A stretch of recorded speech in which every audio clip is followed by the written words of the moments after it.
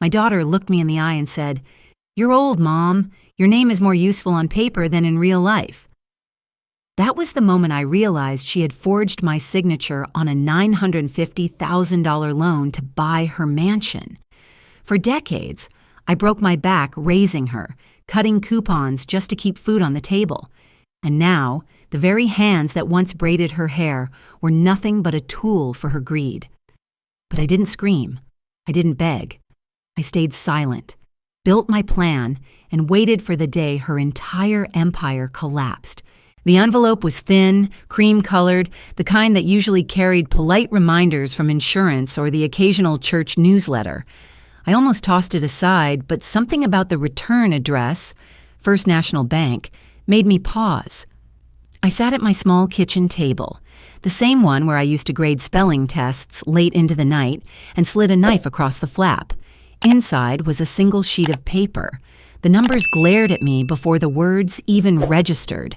Loan balance $950,000. Borrower Margaret Hensley. I laughed at first, a brittle sound sharp in the silence. Some scam, I thought, some cruel joke. My name had been scraped off a mailing list, nothing more.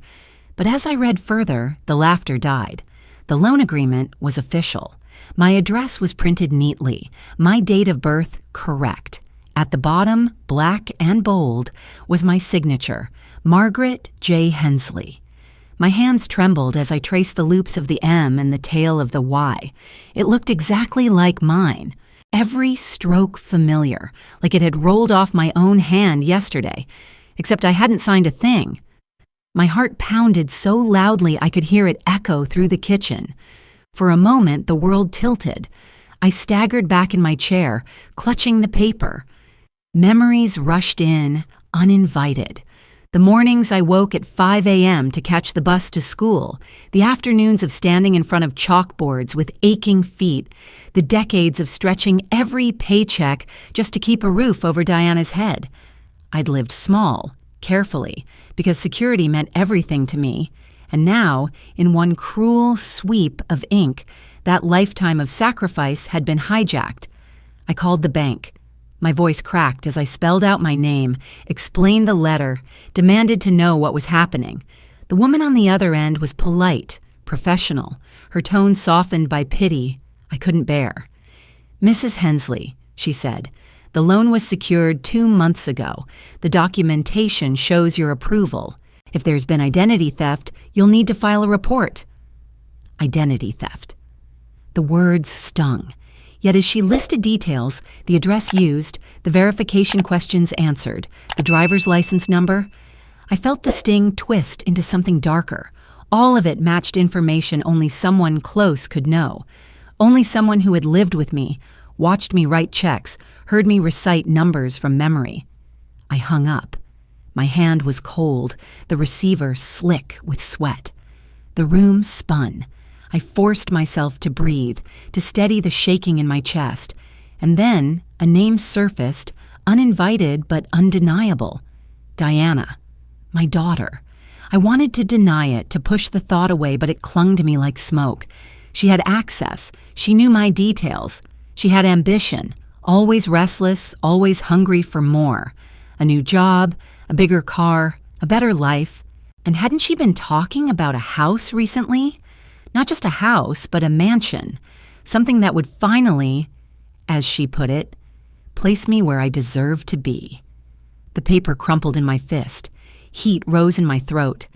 This couldn't be real.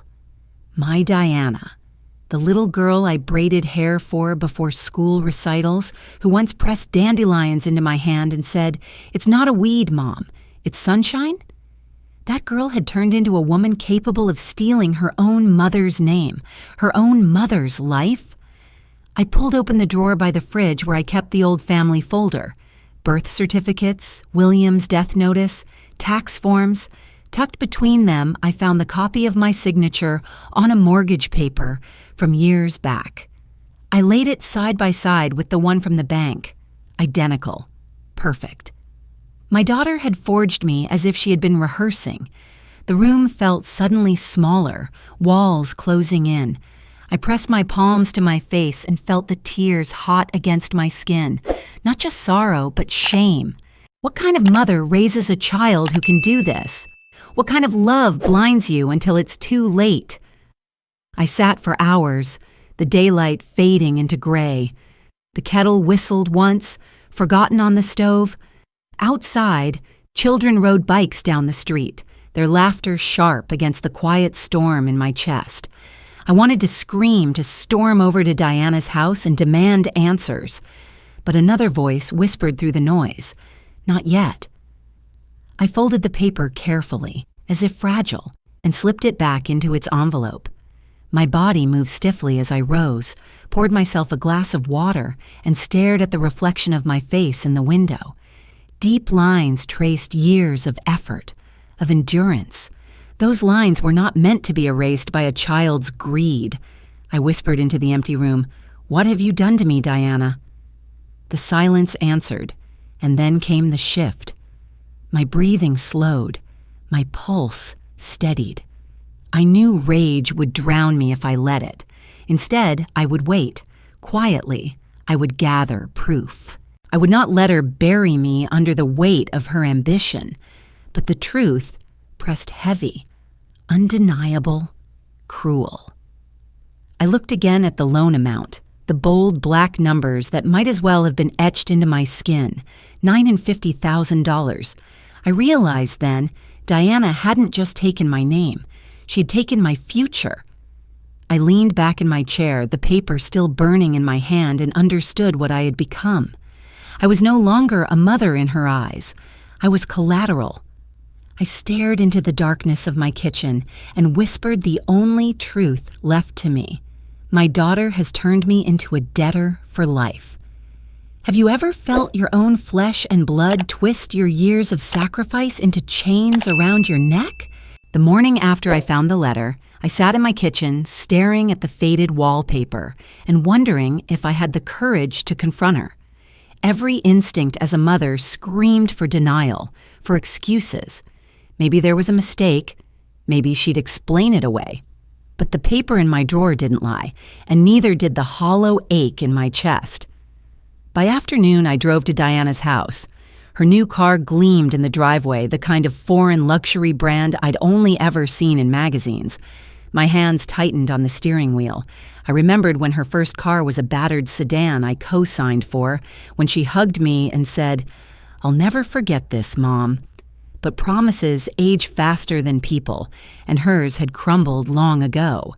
She opened the door with a smile too wide, her eyes darting quickly as if measuring my mood. "Mom, what a surprise! Come in, come in." She wrapped her arms around me, but the embrace was stiff, rehearsed. I held the paper in my purse like a hidden weapon. "We need to talk," I said. Her brows knitted just briefly, then smoothed back into practiced charm. "Of course, let's sit." She led me into the living room where everything smelled of new leather and freshly polished wood. The house reeked of money.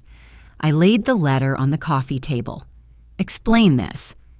She glanced at it, her expression flickering, then smoothed into innocence. "Oh, Mom, you must be confused. These banks make mistakes all the time. You really shouldn't stress yourself over paperwork." "Don't lie to me," I said softly.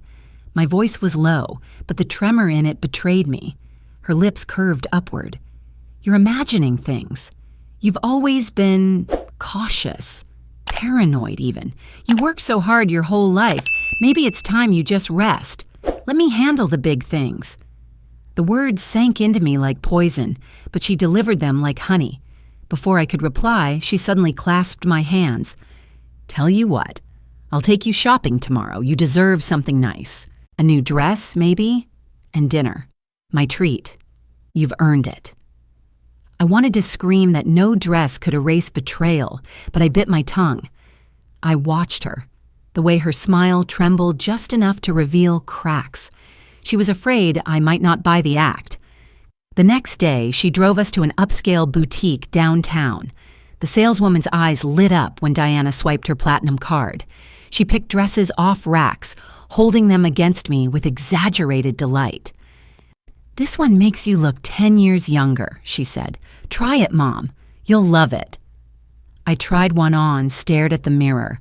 The fabric was silk, smooth and cool against my skin, but the reflection staring back was still me, a woman betrayed by her only child. The dress couldn't hide the heaviness in my eyes. At dinner, she ordered champagne, salmon glazed with citrus, desserts so sweet they numbed the tongue. "See, Mom? This is the life we deserve. No more clipping coupons, no more secondhand furniture. Just ease, comfort. Don't you want that?" I forced a smile, my fork untouched. She leaned closer, her voice dropping, careless with excitement. "This house, it's the beginning. The key to a world we should have been in years ago, and you don't have to do anything. Just sit back. Let me take us there." Her words dripped with confidence, but to me they sounded like chains. I looked at her across the flickering candlelight and saw not the little girl who once begged for bedtime stories, but a woman reshaping my life into her ladder. Later that evening, when she thought I had left, I lingered by the door. Her voice carried from the kitchen, hushed but sharp. She was on the phone with her husband. "She doesn't suspect a thing," Diana said, her laugh brittle. "Mom's always been so naive. She signed the papers without realizing. There's no way out now. We're set." The words punched through me. My knees nearly gave out, my breath caught in my throat. Signed the papers? No, I hadn't. She must have forged them, passed them off, convinced her husband I was complicit. My fingers curled against the wall, steadying myself. The ground beneath me felt less like solid earth and more like a trapdoor ready to open. I slipped quietly outside, the night air sharp against my cheeks. My heart pounded with the rhythm of betrayal, louder than the crickets in the grass. I knew then what I had become. Not a mother, not even a woman with choices, but a pawn. A pawn in a game orchestrated by the very person I once swore to protect. I stared at the glowing windows of her new house, her beginning, and whispered into the darkness, "I've just been turned into a piece on her board." Have you ever felt that way, like your own blood moved you across the table of their ambition, not as family, but as strategy? The drive to Mr. Keller's office felt longer than it was. Every red light seemed to hold me in place, as though the universe itself wanted me to turn back. But I kept going. Keller had been my husband William's trusted lawyer for years, the one who handled the mortgage papers when we bought our first house, the one who signed William's will after the cancer took him. If anyone could help me now, it would be him. The office hadn't changed much. A brass plaque on the door, a cluttered desk inside, the faint smell of old books and stronger coffee. Keller looked older, his hair more white than gray, his face lined with time, but his eyes sharpened the moment he saw me. "Margaret," he said gently, standing to shake my hand. "It's been a long time. What brings you here?" I placed the envelope on his desk, the lone letter folded and worn from too many times in my hands. "I need help," I whispered. He read quietly, his brow furrowing deeper with each line. When he finished, he removed his glasses and rubbed the bridge of his nose. "Did you sign this?" "No," I said, too quickly, too desperately. "But the signature—" "I see." He leaned back, eyes narrowing. "You believe Diana did this?" The name hung heavy in the air. I couldn't say yes, couldn't bring myself to condemn my own daughter out loud, but the silence was enough. He sighed. "I'll need to look into this. If she forged your signature, there will be legal grounds. But Margaret, you must prepare yourself. This will not be easy." I nodded, unable to trust my voice. That night, back in my small bedroom, I sat with the lights off and the envelope clutched in my lap. The walls seemed closer than ever, pressing in with the weight of betrayal. I thought of Diana as a child, her tiny fingers clutching mine at the fair, her laughter echoing as we spun on the carousel, her tears when she scraped her knee. I had always been her shield. I pressed my palms together, whispering into the dark, Did I love you the wrong way? Did my sacrifices teach you nothing but how to take? The silence gave no answer, but the ache in my chest deepened. For the first time in years, I cried until sleep took me. The next morning, Keller called. "Come in," he said. His tone was grave. "There's something you need to see." Back in his office, he slid another set of documents across the desk. I pulled the latest property records. Margaret. He hesitated, as though the words themselves were cruel. "Your house, the one you live in. Diana has filed papers to transfer ownership into her husband's name." The floor beneath me dissolved. "No," I whispered. "That house, William and I—" He nodded. "Yes, it was yours. Legally, it still should be. But with forged signatures and fraudulent filings, she's trying to make it theirs. If this goes through, you'll lose not only the money, but your home." The words sank like stones into the hollow of my stomach. First the loan, and now this. My savings, my security, my sanctuary, all under siege by the child I gave everything for. I stared at the papers, my breath shallow. Images tumbled through my mind. William painting the kitchen walls a soft yellow because I said it felt like sunshine. Diana toddling across the living room floor chasing a ball. Me standing by the window on stormy nights, grateful just to have a place that was ours. That house wasn't just walls and a roof. It was our history, our scars, our proof of survival. And now Diana wanted to erase that too. I pressed my trembling hands against the desk. Why? Why would she do this? Keller's eyes softened, but his voice stayed steady. "Ambition blinds people, Margaret, and sometimes greed speaks louder than blood." I left his office with the documents in my bag and a fire burning low in my chest.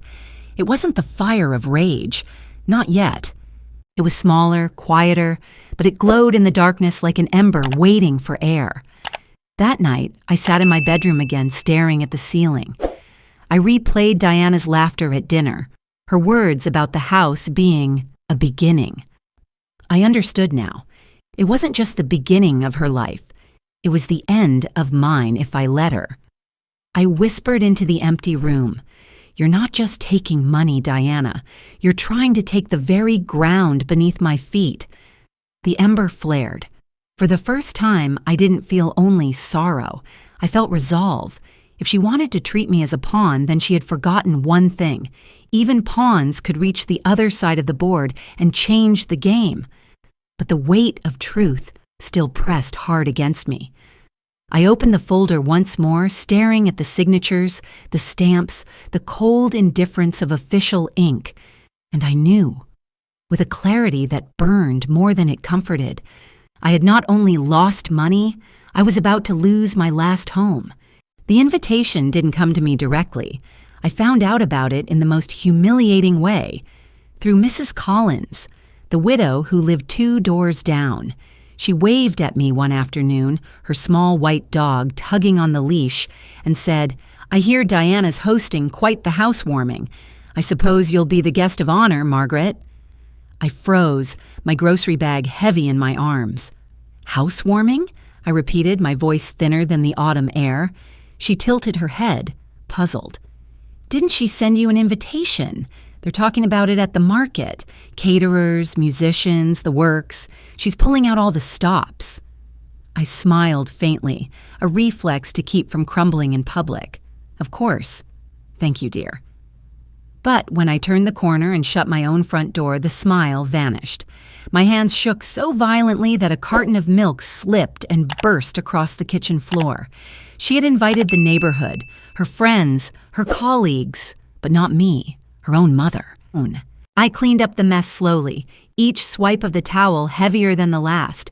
My chest ached, not just from betrayal, but from the realization that Diana had erased me so cleanly, so deliberately, that even a celebration of her new beginning had no space for me in it. That night, I sat at my dining table surrounded by papers, the loan documents, the property transfer forms, and now the cruel absence of an invitation. All of it lay like shards of glass, cutting every memory of love I still clung to. I pulled open the old cedar box where William had kept our important records. The wood creaked, releasing the faint smell of tobacco he used to smoke on the porch. Inside were yellowed birth certificates, faded photographs, and a stack of envelopes tied with twine. My fingers lingered on one addressed in William's neat handwriting. To Margaret, if I am gone. I hesitated, afraid of what ghosts might rise from within. But my need for something, anything to anchor me, pushed me forward. The letter was short, written in his steady hand. If the day ever comes when our child takes from you instead of giving to you, remember this. You do not need to shout to be heard. Justice is not always loud. Sometimes it comes in silence, in patience, in the strength of waiting until the right moment to act. My breath caught, tears sliding down my cheeks. William had always been gentle, steady, the calm to my storm. And even from the grave, he was guiding me. I clutched the letter to my chest, whispering, "You knew. You always knew she had this in her." The ache of grief mingled with the heat of resolve. For weeks I had been drowning in questions, in shame, in the torment of wondering whether my love had failed Diana, but William's words cut through the fog. This wasn't about whether I had been a good mother. This was about whether I would allow myself to be destroyed by my daughter's greed. I looked around the small, worn house, our house. The chipped paint on the window frames, the rug frayed at the corners, the chair William once sat in by the fire. It wasn't grand, but it was honest. Every imperfection was proof of a life built through sweat, sacrifice, and quiet endurance. And Diana wanted to steal even that. The fire inside me, once a fragile ember, flared. I would not scream at her. I would not beg her. I would not give her the satisfaction of seeing me broken. Instead, I would do as William advised. I would wait in silence, and then I would strike with the weight of truth. As the clock ticked past midnight, I folded the letter and slipped it back into the cedar box. My eyes fell on the wardrobe across the room. Slowly, I opened it and pulled out the black dress I hadn't worn in years. It was plain, simple, a dress meant for funerals or somber occasions. But tomorrow, it would be my armor. I smoothed the fabric across my lap, my hands steady for the first time in weeks. In that quiet room with William's words still echoing in my heart, I made my decision. The world thought Diana's housewarming would be her triumph, the unveiling of her grand new life, but they were wrong. It would be her reckoning. I folded the dress carefully into a small bag and set it by the door. The night pressed heavy around me, but my resolve cut through it like a blade. I whispered into the darkness a vow only I could hear. "You have no idea, Diana. Tomorrow I will be there." And with that, I turned out the light. No one suspected that a quiet, aging woman in a plain black dress was about to turn the celebration of her daughter's new empire into the beginning of its collapse. The mansion glittered like a palace that evening, chandeliers blazing, violins filling the air with polished notes. Cars lined the street outside, sleek machines polished to mirrors. Guests spilled across the marble floor, balancing champagne flutes, laughing too loudly, eager to be seen in Diana's new kingdom. I stood just outside the great glass doors, the cool air biting my cheeks. My black dress felt almost invisible against the parade of silks and sequins. No one noticed me slip inside, though heads began to turn as whispers rippled through the room. They weren't expecting me. I wasn't supposed to be here. And then I saw her. Diana, radiant in a crimson gown, her diamonds catching the light with every move. She laughed, kissed cheeks, posed for photos. She looked like she belonged in this world of excess. She had finally become what she always dreamed, untouchable. Her eyes fell on me. For a heartbeat, the mask cracked.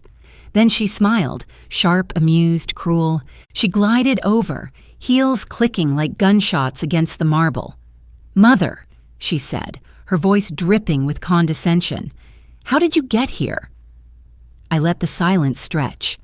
Then I smiled, just enough to unsettle her, and raised one trembling hand toward the door. The glass swung open. The bailiff entered first, his uniform stark against the glitter of the room. Beside him walked Mr. Keller, calm, steady, a thick folder tucked under his arm. The music faltered. Conversations died. Heads turned, curiosity morphing into dread. Diana's smile froze. The bailiff's voice cut through the silence. "We are here on court order regarding fraudulent loan activity and unlawful property transfer." He opened the folder and began to read, each word ringing like a hammer against the marble walls. Documents signed in the name of Margaret Hensley, forged, falsified, and used to secure a loan of $950,000. Gasps shuddered through the crowd. Someone whispered Diana's name. Glasses clinked as hands shook. Diana's face drained of color. She laughed suddenly, a brittle, broken sound. "This is absurd. It's all a mistake. My husband, he handled the paperwork. He can explain everything." All eyes swung toward him. He stood near the bar, his expression tight, his jaw clenched, and then, to my shock, and hers, he raised his hands in surrender. "I had nothing to do with this. I told Keller everything. I refused to sign when I realized what she was doing." Her mouth fell open. "You liar! You were in on it from the beginning." He shook his head, his voice steady but cold. "I'm not going down with you, Diana. I warned you this would catch up to you." The betrayal struck her like a physical blow. She staggered, clutching the edge of a chair for balance. Guests whispered harshly now, their voices sharp with judgment. Her name spread like poison across the room, her reputation unraveling in seconds. The bailiff continued to read, detailing every falsified document, every forged signature, every deceitful step. With each revelation, Diana shrank smaller, her shoulders collapsing under the weight of truth. The grandeur of her dress, the shine of her jewels, none of it mattered now. She was no longer the queen of this glittering world. She was the criminal exposed in her own palace. I stood quietly, hands clasped before me, watching as the empire she built on my back crumbled. I did not gloat.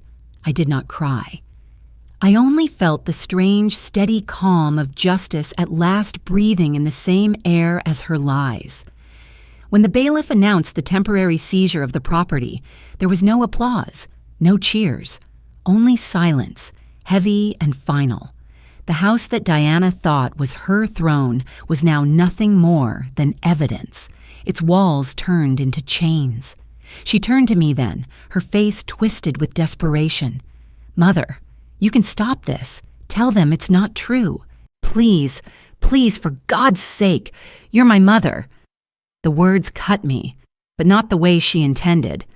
For years, that bond had been a shield I carried proudly. Now it was a weapon she tried to use to save herself. I met her gaze, steady and unflinching. "You used my name to bury me in debt. You tried to take my home. You stopped being my daughter the moment greed mattered more than blood."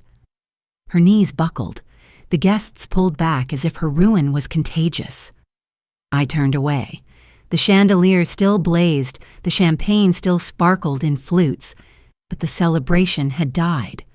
What remained was silence, judgment, and the ruins of Diana's ambition. And in that silence, I understood something I had never wanted to face. The girl I had once carried in my arms, the child who once pressed dandelions into my hand, no longer existed. She was gone.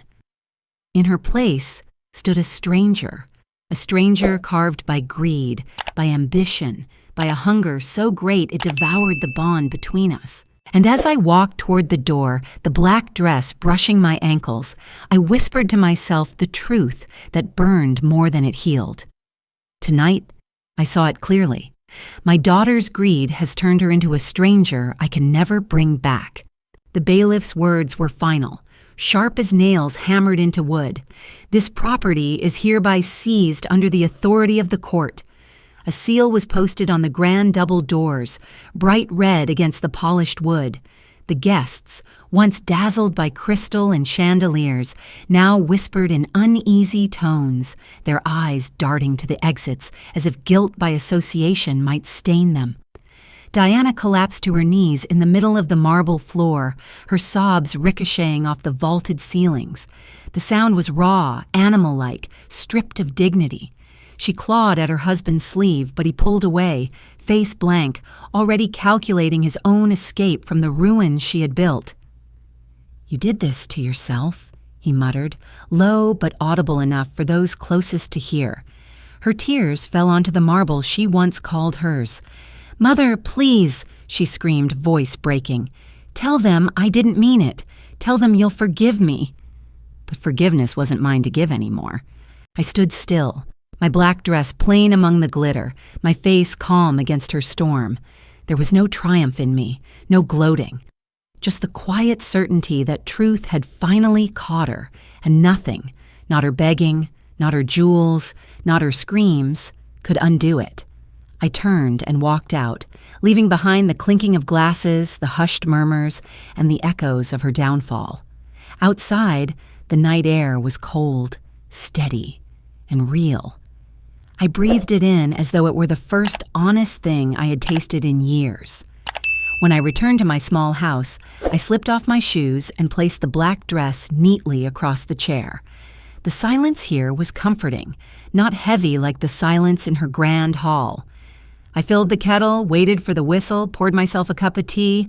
The steam curled upward, carrying me back to simpler days when William and I sat side by side at this very table. I pulled out my journal, the leather worn soft from decades of use, and opened to a fresh page.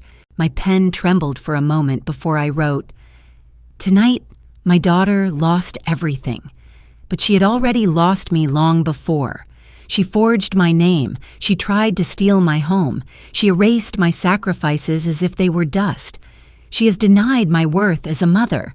Yet I will not deny my worth as a woman. I choose to keep my dignity, not my hatred." The words bled onto the page like confession, but also like liberation. For the first time in months, I felt lighter. Not because justice had been loud, but because it had been certain. William was right. Sometimes strength lay not in shouting, but in the silence that follows. I sat back, sipping tea, listening to the hum of the refrigerator, the ticking of the old wall clock. The house was worn, yes, but it was mine. The creak in the floorboard, the faded curtains, the chipped edge of the counter. They were pieces of a life lived honestly. They were my truth, my legacy. Later, as I sorted through the cedar box again, I found the letter William had written. My fingers lingered on it, the ink faded but legible. Something about the thickness of the envelope made me pause. Carefully, I peeled it open further and discovered another folded sheet hidden inside. My heart stuttered as I unfolded it. It wasn't just a letter. It was a notarized legal document signed and sealed, a durable power of attorney and property protection clause, granting me full rights and ensuring that no transfer of our home could ever be valid without my explicit approval. My breath caught. William had known. He had foreseen the possibility that even our child might betray us. He hadn't left me defenseless. All this time, while I believed I was hanging by a thread, I had been protected by his foresight. Tears welled, not of sorrow this time, but of gratitude. "You never stopped protecting me." I whispered into the quiet room. I placed the document back carefully as though it were sacred and closed the cedar box. My home was safe, my dignity was intact, and my daughter's empire of lies had collapsed on itself. Outside, dawn began to touch the horizon. Pale light seeped into the kitchen, painting the walls gold. I opened the window and let the cool air in, breathing deeply. The storm was over. And in its wake, silence. Not the silence of despair, but of peace. I looked at the blank page in my journal and wrote one final line. "The world may forget my sacrifices. My daughter may deny them, but I will never deny myself. I am still here. I still have value. And if you, reading this, have ever felt your worth dismissed, your love denied, then say it with me. I still have value.